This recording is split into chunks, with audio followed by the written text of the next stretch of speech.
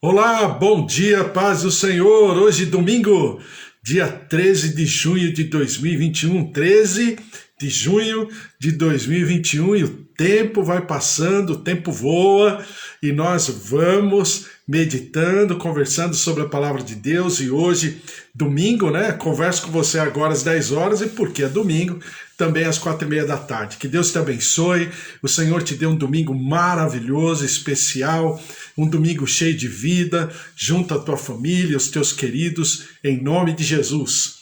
E nós estamos, claro, clamando, orando, jejuando, né? Alguns de nós jejuando, clamando pelo nosso país, pelo nosso Brasil, por essa situação toda. Bispo Antônio está falando, saudações de paz aos irmãos. Amém, Bispo Antônio. Deus abençoe o Senhor, também a tua casa, a tua família, Suzy, Priscila. A palavra do Senhor também esteja sobre a tua vida, sobre a tua casa, a tua família, e o Senhor esteja cumprindo com todas as suas promessas em nome de Jesus. E nós estamos pensando em tudo isso como Brasil, como nação brasileira, essas dificuldades que estamos passando e situações trágicas, terríveis, né? De falta de assistência, uma falta de uma gestão, principalmente naquilo que diz respeito às responsabilidades e obrigações dos nossos municípios, dos nossos estados, né? Porque sempre estão querendo achar um culpado. Primeiro eles chamam para eles toda a responsabilidade. Depois eles começam a acusar alguém. Mas eles próprios, né, fizeram uma série de coisas.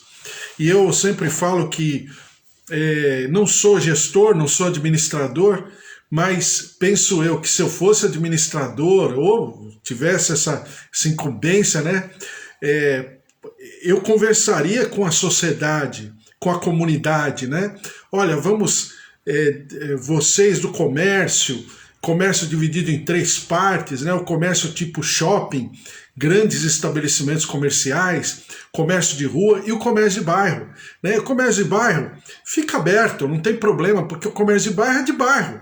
É um açougue, é um bazar, é uma quitanda, né? Que tem o seu movimento muito restrito àquele grupo de pessoas ao redor. Né? Não são pessoas que na maioria das vezes nem ônibus pega, nem transporte público usa, é o pessoal ali do bairro, de dentro do bairro. Então esse pessoal não deveria ser tocado, né? Um bazar que vende um aviamento, que vende uma caneta, um lápis, né? Então você percebe que não existe essa organização, essa sintonia entre governo, entre gestor público, principalmente municipal e o estadual, e não existe essa conexão, né? Agora o comércio de rua não, falar assim, olha, comércio de rua vai abrir às 11 e fechar, sei lá, às 6 horas da tarde, né? Ou 5 horas da tarde. Claro que não é o ideal, mas é para que todo mundo possa se ajustar. E o pessoal da indústria, por exemplo, abre às 5 da manhã e fecha às 1 hora da tarde. E o pessoal do comércio de shoppings ou grandes estabelecimentos comerciais abre às 9 da noite e fecha às 4 da manhã. Ao invés de você diminuir o tempo, né, você aumenta o tempo. Você aumenta o tempo de movimento da cidade, do estado, da região, como aqui em São Paulo, chamada região metropolitana de São Paulo. Então são 13, 14 municípios ao redor. Então você faz uma estratégia orquestrada, administrada, né? Onde comércio, indústria, todos estarão trabalhando. E eu falaria o seguinte, olha, você vai ficar de segunda a segunda, não vai fechar, não vai ter feriado, e nós vamos começar daqui a 15 dias e vamos terminar daqui a 3 meses. E coloca todo o bloco na rua para trabalhar, né? E os transportes públicos e toda a mobilidade, a polícia militar, metade do efetivo vai passar para de noite, para de madrugada, para não ter problema, né, de segurança, alguma coisa assim. Ou seja, vamos trabalhar não o fechamento, pelo contrário, a extensão do tempo e do horário, para que não haja isso que houve. Né? Aqui em São Paulo morreram mais profissionais da área de transporte público, proporcionalmente falando, do que os próprios profissionais de saúde. Ou seja, para você ter uma ideia de como o transporte público ficou à mercê de toda essa situação, haja visto o que está acontecendo com os próprios profissionais da área de transporte público. Então, você precisa de pensar a respeito de uma maneira mais coordenada, mais orquestrada, mais administrada, onde todos estarão falando, mas não pegar um comércio de bairro, né, e falar para ele fechar, e pegar um comércio de shopping e falar para ele fechar também. Ué, não tem nada a ver uma coisa com... mas os dois são comércios, mas são de perfis diferentes, de um movimento diferente, de uma regularidade diferente. Então, tudo tem que ser trabalhado. Mas eu estou falando tudo isso por quê? Porque nós temos que orar. Orar para que a sabedoria do Senhor alcance essas pessoas e possamos viver um momento que é crítico, que é terrível, que é trágico, mas com muito mais zelo, com muito mais responsabilidade, com muito mais integralidade no sentido da gestão pública, né? Porque não é apenas mandar fechar, porque a gente já viu e está vendo, está acompanhando que não é essa talvez uma das soluções, mas não é a principal. A principal é fazer com que todos se responsabilizem e, ao mesmo tempo, entre aspas, todos paguem a conta ou paguem o preço e, ao mesmo tempo, todos estejamos trabalhando. Porque senão fica essa situação, né? Fecha, abre, e chega uma hora que a pessoa não sabe nem em que placa está, se é vermelho, se é amarela, se é laranja, se é de transição, não tem como, porque é muita coisa. Então nós estamos orando pelo nosso país, pelo nosso Brasil, pelo entendimento, pela sabedoria das pessoas e também jejuando e clamando. Enquanto isso, estamos lendo a palavra do Senhor, o mover do Senhor sobre a nossa vida, a nossa casa, porque grandes coisas o Senhor tem feito por nós e por isso nós estamos alegres. Estamos lendo a palavra do Senhor no livro de Mateus. Já estamos atravessando aí, passando Mateus 23, entrando em Mateus 24. Mateus 24 é chamado do quinto sermão de Jesus, né? Alguns dividem Mateus em 5 sermões, e esse é o quinto sermão, é o último sermão de Jesus, a partir de uma pergunta dos discípulos. E qual é a pergunta dos discípulos? E nós vamos ler e colocar diante do altar do Senhor e vamos pensar a respeito por esses dias, Mateus capítulo 24. Eu diria que aqui, propriamente dito, começa o apocalipse de Jesus. Ou seja, começa o sermão, de fato, o sermão profético do Senhor Jesus sobre os últimos acontecimentos. E quais os sinais? Porque Jesus está tão somente sendo provocado pelos discípulos. Ele está sendo indagado pelos discípulos quais seriam esses sinais. E dentro dessa lógica, Jesus começa a responder. E quando ele responde, os teólogos chamam isso de quinto sermão, ou o último sermão do ministério de Jesus, que é sobre os últimos acontecimentos. Claro que quando a gente fala a respeito, a gente fala sobre a Bíblia inteira, né? Eu sempre falo, essa coisa de estudar Apocalipse, ou estudar os livros, ou as passagens escatológicas da Bíblia, é uma questão de muita responsabilidade, e não porque seja difícil, não é isso. Não é difícil. Mas é detalhado. E esse detalhe diz respeito a toda a palavra de Deus, diz respeito a toda a cultura. Então, quando a gente vai passeando, né, dentro desse último sermão de Mateus ou de Jesus, nós estamos falando da Bíblia inteira. Então é claro que isso exige de nós uma responsabilidade para entendermos o que estava acontecendo, para entendermos o que havia acontecido e para entendermos o que acontecerá. Então vamos trabalhar isso a partir de agora. Mateus capítulo 24, versículo 1 diz assim: Tendo Jesus saído do templo, ia se retirando, quando se aproximaram dele os seus discípulos para lhe mostrar as construções do templo. Ele, porém, lhes disse: Não vede tudo isto? Em verdade vos digo que não ficará aqui pedra sobre pedra que não seja derribada. Bom, então vamos lembrar um pouquinho da história, olhando para trás para lembrarmos da história. O templo que Jesus está falando aqui é praticamente a terceira edição do templo. Porque qual foi a primeira edição? Foi o templo desejado, sonhado, projetado por Davi, quando o rei Davi juntou toda a sua riqueza, todos os seus bens, e bens também das guerras, resultado de guerras, e naquela época as pessoas que ganhavam a guerra ficavam com os despojos, que era, na verdade, toda a riqueza do povo dominado. Então Davi era uma pessoa muito rica. Por que era muito rico? Porque ele foi uma pessoa que guerreou bastante. Tanto guerreou que quando ele desejou construir o templo, mesmo que o Senhor não houvesse falado nada a respeito, e Davi fala: eu tenho uma casa, tenho um palácio, tenho palacetes por todo o meu reino, e o meu Pai, o meu Deus, habita num tabernáculo, ou seja, numa tenda de lona, não é correto. Então, você perceba em Davi um sentimento, e daí a palavra do Senhor sempre se referir a Davi como um homem segundo o coração de Deus. Você vê o sentimento de Davi em relação ao templo. E o que significava o templo para ele? Significava a habitação do Senhor. Por que a habitação do Senhor?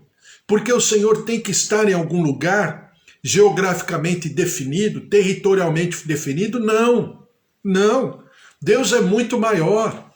A Bíblia fala que o planeta Terra é tão somente o estrado dos pés, ou seja, é o descanso dos pés do Senhor. A Bíblia fala em Isaías que o Senhor enxerga o universo, né, como se fosse um balde de água. E que nós, o planeta Terra, de maneira mais específica, mais individual, nós somos aquela gota que, quando a pessoa está carregando o balde de água, aquela gota que cai do balde de água, ou seja, completamente desprezível aos olhos grandiosos, maravilhosos e eternos do Senhor. Então, bastante, é por isso que eu falo sempre para você que eu preciso entender a mente bíblica. Porque quando eu entendo a mente da palavra, o sentimento da palavra, eu começo a esquadrinhar de uma maneira muito mais sincera, muito mais transparente e profundo o próprio coração do Senhor. Claro que é o trabalho do Espírito Santo. Porque a Bíblia fala que o Espírito Santo é o único ser que esquadrinha em definitivo o coração de Deus, né? Mas a gente pode ter vamos dizer assim, uma grande aproximação e uma ideia daquilo que significa a Bíblia quando diz ter a mente de Cristo. Então o templo foi feito para o quê? O templo foi feito para que, de uma maneira muito pessoal, muito individual, de um homem que servia ao Senhor, que mostra na palavra no livro dos Salmos, de textos maravilhosos. Quando os estudiosos de antigamente, tem até livros a respeito disso que falam sobre os Salmos, como o livro dos Salmos é o espelho da alma humana, né? Falando exatamente sobre o sentimento. E ninguém mais do que Davi tinha os seus sentimentos expostos diante do Senhor. Ou seja, o que significa ser segundo o coração de Deus, significa ser alguém completamente esquadrinhável diante do Senhor, exposto diante do Senhor, desnudado diante do Senhor, completamente transparente diante do Senhor. Então Davi, estamos falando sobre o templo.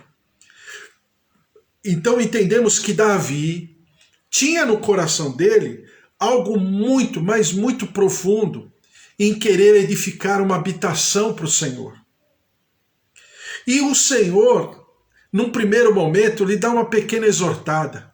Ô Davi, como que eu vou morar num ambiente de construção humana? Como que eu vou me depreciar, me banalizar?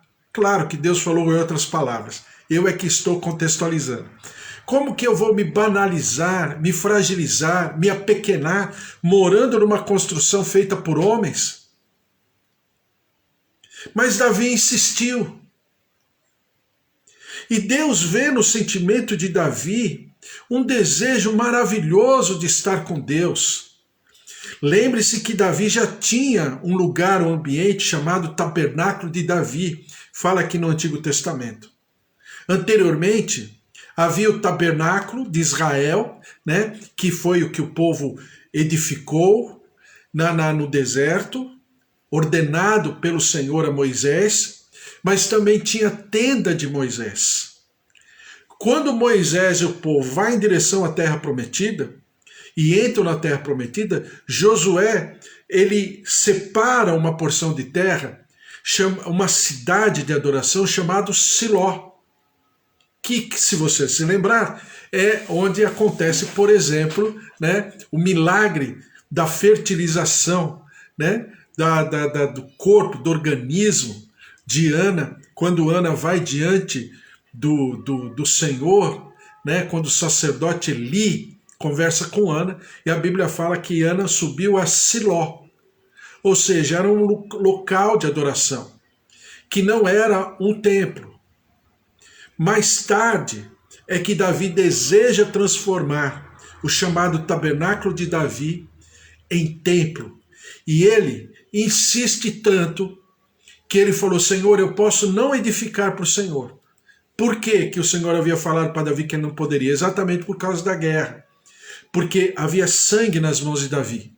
E não bastasse só isso, mas havia sangue de um crime que Davi colocou, né? O marido de Betseba para estar à frente da batalha, para morrer e, entre aspas, Davi pudesse ficar com uma viúva e não pudesse estar cometendo adultério, porque o adultério na antiguidade era uma questão, eu já falei isso para você em relação a Abraão e Isaac, né? Era melhor matar o marido do que cometer adultério. Então a morte do marido era menos importante do que o próprio adultério em si. No tempo de Davi é a mesma coisa. Então por isso que Davi manda matar o marido de Betseba, exatamente para não ser confundido a relação dele com Betseba como uma relação de adultério, de cobiça, porque são os mandamentos dos 10 mandamentos, são mandamentos específicos. Cobiça é o 10º mandamento, né? Que fala sobre cobiçar a mulher do outro, cobiçar os bens do outro e tal, e fala também sobre adultério. Então você percebe que Davi, dentro de toda essa realidade humana, Davi tinha um sentimento muito grande em relação ao templo. E aí ele fala, Senhor, eu posso não construir, mas que eu vou ajuntar para o meu filho construir, eu vou.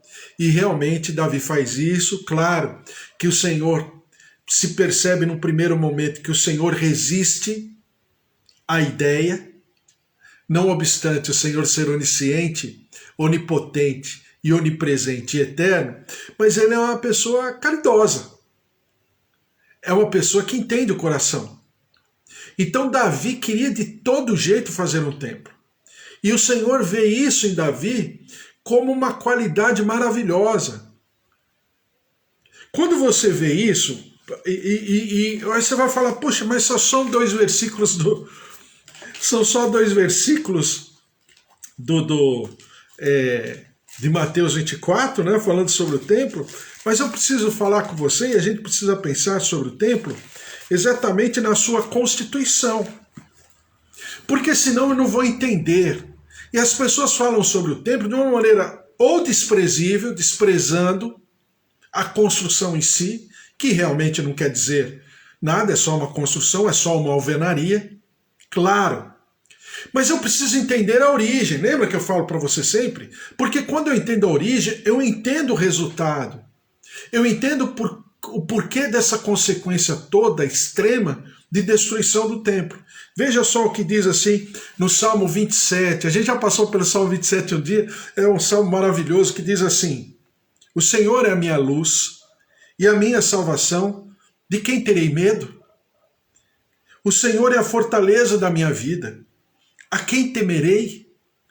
Quando malfeitores me sobrevêm para me destruir, meus opressores e inimigos, eles é que tropeçam e caem. Ainda que um exército se acampe contra mim, não se atemorizará o meu coração. E, se estourar contra mim a guerra, ainda assim terei confiança. Então perceba a relação de Davi com Deus, que havia sido transposto, né? Todas as questões humanas, fosse de guerra, fosse de necessidade, fosse de intriga, fosse de conflitos armados, fosse de confrontos e afrontas. Davi já havia suplantado todos esses limites humanos e a sua relação com Deus permanecia cada vez mais profunda. Veja o que acontece, no que vai desembocar essa relação pessoal de Davi com Deus. Uma coisa peço ao Senhor, e a buscarei, que eu possa morar na casa do Senhor todos os dias da minha vida, para contemplar a beleza do Senhor e meditar no seu templo. Pois no dia da adversidade ele me ocultará no seu pavilhão. No recôndito do seu tabernáculo me acolherá. Elevar-me-á sobre uma rocha. Agora será exaltada a minha cabeça, acima dos inimigos que me cercam. No seu tabernáculo oferecerei sacrifício de júbilo. Cantarei e salmodiarei ao Senhor. Aqui fala no versículo 13: e creio que verei a bondade do Senhor na terra dos viventes. Espera pelo Senhor, tem bom ânimo, e fortifique-se o teu coração. Espera, pois, no Senhor. Então, Davi coloca, claro que eu não vou falar sobre o salmo em si, que ele é maravilhoso, ele é rico, mas a Bíblia fala aqui que o melhor lugar para Davi era estar na presença de Deus. Então a casa, chamada Templo do Senhor, seria na verdade edificada para quê? Para que houvesse um encontro, né? De maneira muito lúdica, muito sincera. Você acha que Jesus, aquilo que Jesus havia proferido para a mulher samaritana, Davi já não vivia todos os dias da sua vida? Davi foi um dos homens mais perseguidos da palavra de Deus. Ele foi o homem tão perseguido que talvez não tenha ficado menos de um mês sem perseguição, fosse dos seus opositores, fosse dos inimigos filisteus, fosse da própria casa do Senhor, do próprio povo do Senhor, como Saul e outros, fosse da própria família, como o próprio Absalão. Então nem sempre Davi poderia estar no templo do Senhor. E na maioria das vezes Davi não estava. Então aquilo que Jesus fala, mulher samaritana, já era uma prática de Davi há 1000 anos antes. Quando ele fala para a mulher samaritana junto ao poço de Jacó, né? Ele fala o seguinte: haverão dias, né, que não se falará o Senhor está ali, ou o Senhor está aqui em Jerusalém, ou o Senhor está ali próximo do poço de Jacó, ou da sepultura de Jacó. Né? Porque os verdadeiros adoradores o adorarão em espírito e em verdade. Mas Davi queria um lugar. Davi tinha necessidade de um lugar. Como nós todos entendemos que necessitamos desse lugar dentro da nossa limitação humana. Isso não é ruim, não é pecado. Quando nós nos encontramos naquele lugar, e diz a palavra do Senhor: pois no dia da adversidade ele me ocultará no seu pavilhão, um lugar onde eu sei que eu estarei escondido à sombra do Onipotente, como diz o Salmo 91. Depois diz assim: no recôndito do seu tabernáculo me acolherá, porque eu sei que não apenas eu serei protegido e preservado, mas haverá um acolhimento, haverá uma ação proativa do meu Senhor, do meu Deus. Eu estou rindo porque a Mara está falando assim, atrasada demais. Então, haverá nesse lugar realmente uma ação pessoal, orgânica do meu Deus a respeito de mim. A Bíblia fala no recôndito do seu tabernáculo. Depois diz assim: elevar-me-á sobre uma rocha, e agora será exaltada a minha cabeça acima dos inimigos que me cercam. Ele sai de um ambiente geograficamente, territorialmente, estabelecido, e ele vai para um outro ambiente. E diz aqui: e agora elevar-me-á sobre uma rocha, será exaltada a minha cabeça. Então ele me colocará sobre uma rocha e será exaltada a minha cabeça. Por quê?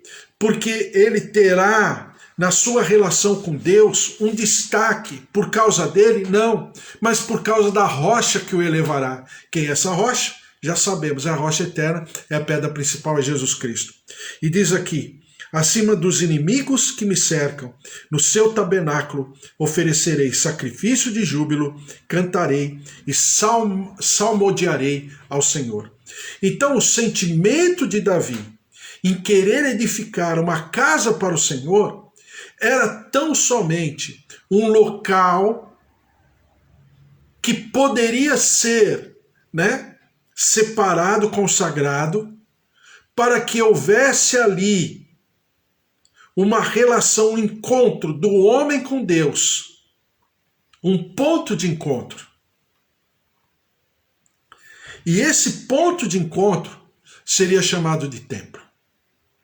Então veja só o sentimento, e lógico que esse sentimento depois se expressará em Salomão, quando Salomão edifica o templo, Salomão edifica o templo, e depois esse templo é destruído na invasão dos caldeus, dos assírios primeiro, depois caldeus, e aí o babilônico, Nabucodonosor, com todo o seu reino, destrói, dizima aquele povo, e principalmente o templo. Templo esse que mais tarde é autorizado já no Império Medo-Persa, dos dominadores, do povo de Israel, do povo judeu, que autoriza o povo voltar, uma pequena porção, porque o povo é que não quis voltar. O povo foi liberado para voltar, mas não quis voltar. Uma pequena parte, uma pequena porcentagem que voltou.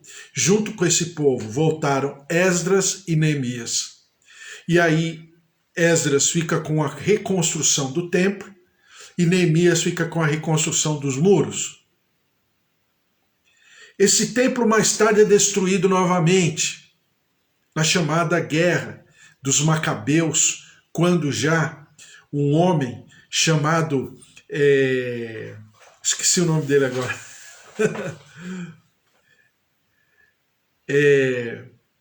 Estefânio, ele foi até ali e destruiu e fez os judeus comerem carne de porco, fezes de porco, que eram malditos, dentro do templo, e ali ele se assentou no trono, no templo, e também fez as suas práticas de orgias, uma série de coisas, e aí houve uma grande matança.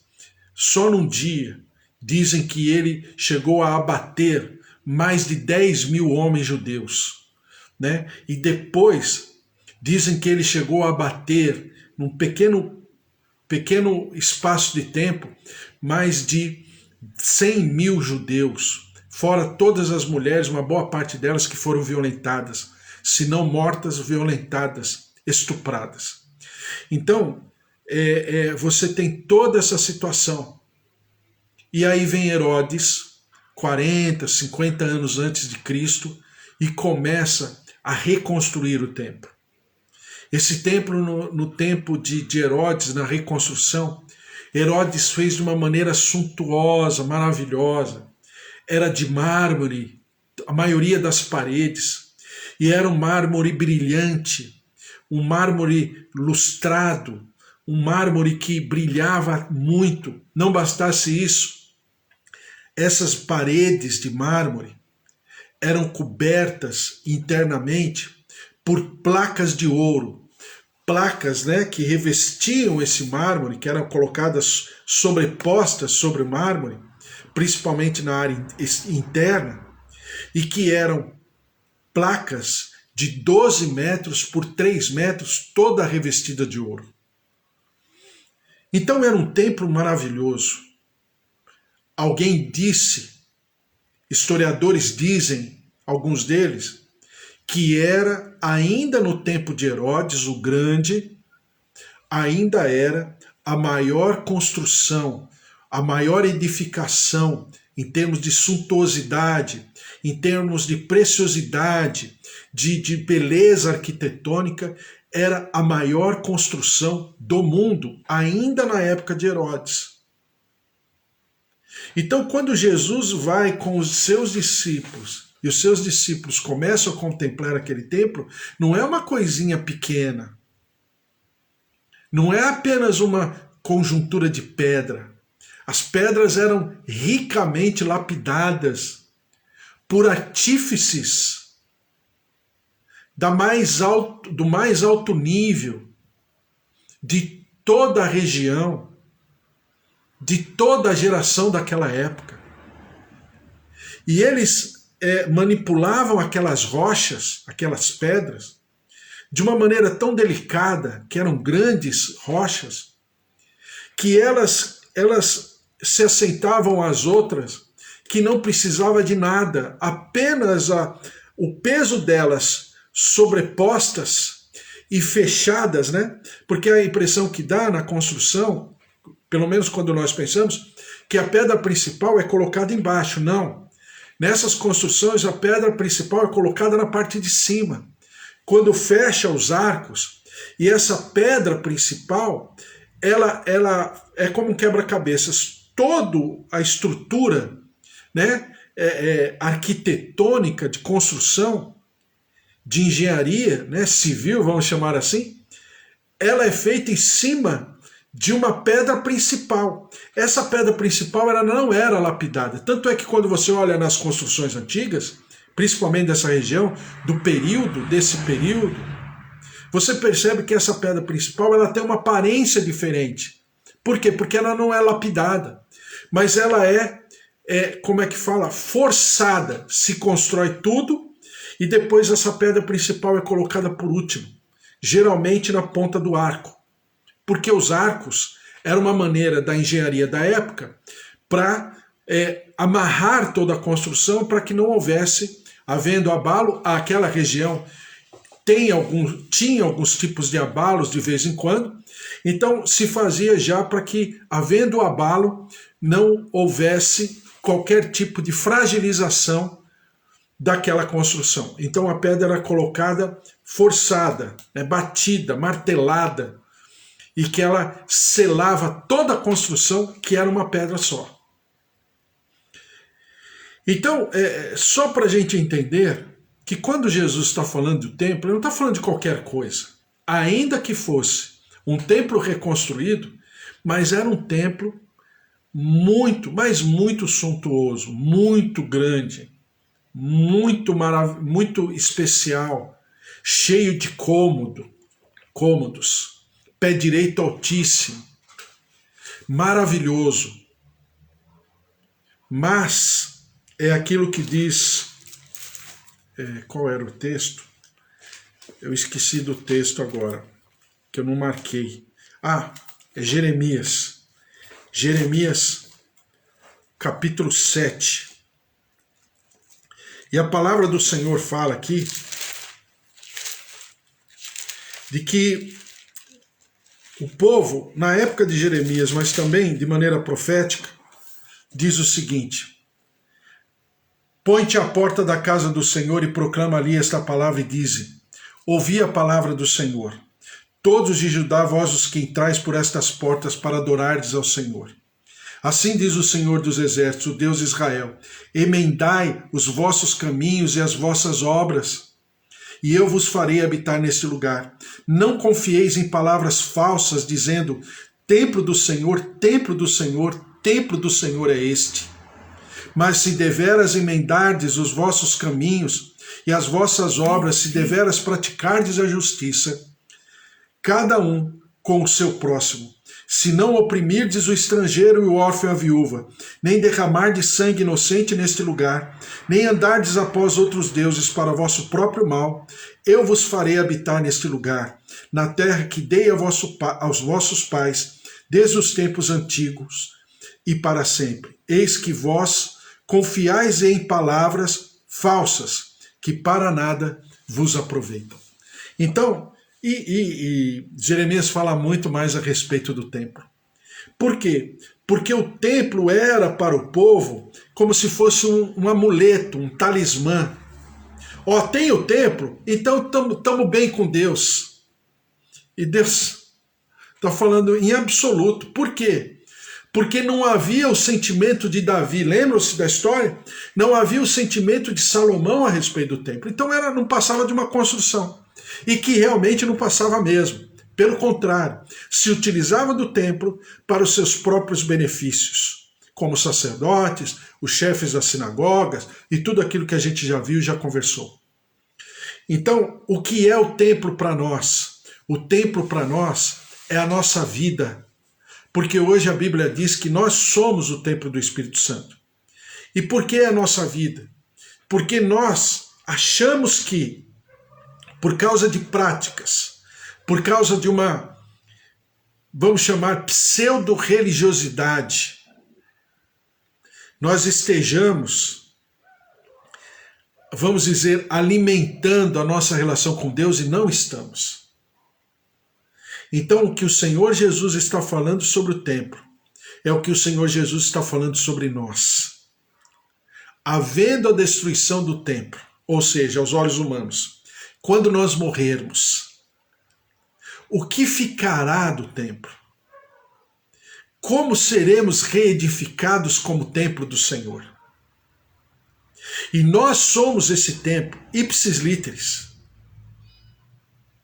Né? Que temos um organismo, que temos uma mente, uma consciência, que temos todo um maquinário maravilhoso, especial, perfeito, sangue, membros, músculos, articulações. Mas o que será de tudo isso?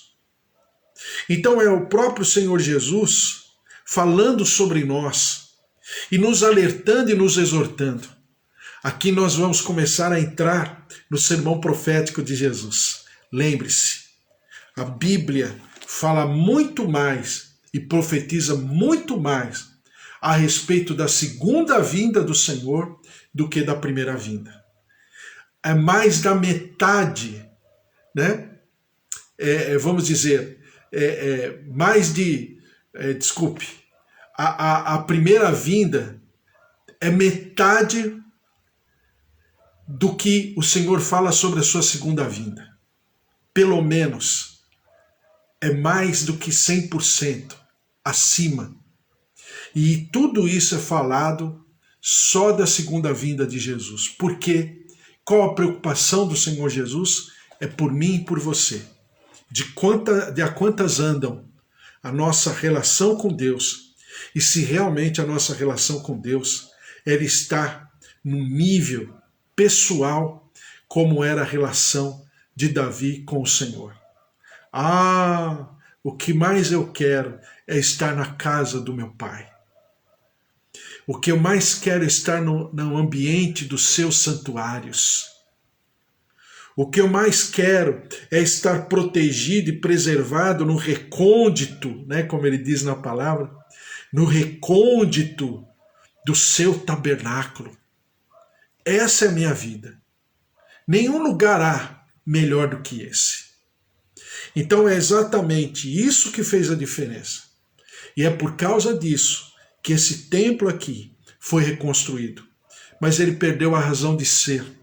Ele caducou. Por quê? Porque Jesus está o quê? Profetizando a sua própria destruição, porque perdeu a razão. Aquilo que era o fruto de uma relação de um povo de Deus para com o seu Deus, com o tempo foi perdendo valor. Que é exatamente o que acontece com as igrejas hoje, infelizmente. Eu não estou falando com alegria, estou falando com tristeza. Por quê? Porque é exatamente o que acontece hoje. Está perdendo a razão de ser. Na sua origem, era maravilhoso? Era. Com certeza. Maravilhoso. Muito especial. Mas foi perdendo a sua verdadeira utilidade, no sentido da relação do homem para com o seu Senhor. E é por isso que o Senhor Jesus responde à mulher samaritana. Haverão dias que não falarão Deus está ali ou acolá, porque importa que os verdadeiros adoradores o adorem em espírito e em verdade. Ou seja, eu sou o templo. Hoje eu e você somos a igreja, né? Onde o Senhor se propõe a habitar na sua triunidade, na sua unidade composta, Pai, Filho e Espírito Santo, dentro das nossas vidas, em nome de Jesus. Vamos orar? Colocar tudo isso diante do Senhor, em nome de Jesus. Vamos orar. E que o Senhor esteja realmente edificando o seu templo, na sua vida e na minha vida também, sendo edificados sobre a rocha eterna. Agora não é mais Davi num templo, né, numa construção de alvenaria, mas agora é sobre a rocha, Jesus Cristo, o autor e consumador da nossa fé. Vamos orar? Senhor, nosso Deus, nosso Pai, eu te louvo e te agradeço por essa palavra, por esses momentos que nós meditamos sobre a Tua palavra, sobre aquilo que o Senhor deseja falar, ministrar, nos convencendo do pecado, da justiça, do juízo, nos ensinando, nos edificando, nos exortando, e nós daremos sempre ao Senhor todo louvor, toda honra e toda glória. Eu coloco, Senhor, todos esses pedidos diante do Teu altar, e também os Teus servos que estão aqui. Senhor, derrama-te sobre as nossas vidas, os nossos familiares, todos os nossos amados, idosos, avós, tios, marido, esposa, pais, filhos, netos, sobrinhos, genros, noras. Derrama-te, ó Deus, com a Tua graça, com a Tua glória. Derrama-te sobre o nosso país, Senhor, um tempo tão difícil, que a Tua glória, a Tua graça, a Tua presença, o Teu poder se movam em nosso favor também como nação, quebrando a maldição, restaurando a nossa terra, reconstruindo o nosso povo, restituindo a nossa nação. E nós daremos sempre ao Senhor todo louvor, toda honra e toda glória. Derrama-te, ó Deus, poderosamente sobre essas famílias enlutadas, consolando, confortando, trazendo da paz que excede o entendimento. E nós, ó Deus, que somos do Teu povo, te pedimos perdão também por não termos conseguido expressar o verdadeiro Jesus, a verdadeira salvação, o seu verdadeiro senhorio, e esse evangelho, o verdadeiro evangelho que restaura, que reconstrói, que renova, que traz, ó Deus, novos parâmetros espirituais. Senhor, nós nos derramamos te pedindo perdão, misericórdia, compaixão, vem sobre a nossa terra, e nós daremos sempre ao Senhor todo louvor, toda honra e toda glória. Derrama-te com a Tua cura, com a Tua saúde, sobre os nossos queridos também, principalmente aqueles que estão passando pela pandemia, como muitos aqui estão falando, entregando seus nomes, a Mara mesmo, com seu sobrinho, também os familiares da Cicampana, os familiares da Irene Cuccelli e todos os outros que têm clamado, o seu Luiz, o pai da psicóloga Gisele, que também nós temos orado, clamado. Deus de poder, mova-te com a Tua saúde, toca, visita, cura, nervos, tendões, fígado, rins, órgãos, sejam visitados pelo Senhor, células sejam purificadas pelo Senhor, e nós daremos sempre ao Senhor todo louvor, toda honra e toda glória, em nome de Jesus. Amém. Amém? Glória a Deus, que o amor do Deus Pai Todo-Poderoso, que fez o céu e a terra, e a vida vitoriosa em Jesus Cristo, e as consolações do Espírito Santo da promessa, estejam sobre a tua vida, a tua casa, a tua família, os teus queridos, e que nada te possa ser maior do que o amor de Deus na tua vida, porque agindo Deus, quem impedirá? Porque se Deus é por nós, quem será contra nós? Se o Senhor é o nosso pastor, de nada nós teremos falta. Um beijo para você, até as 4:30 da tarde. Um beijo, pastora Mara, um beijo, bispo Antônio, Deus abençoe a todos, familiares, e que vocês tenham um domingo maravilhoso também, em nome de Jesus. Fiquem na paz, até as 4:30. Deus abençoe.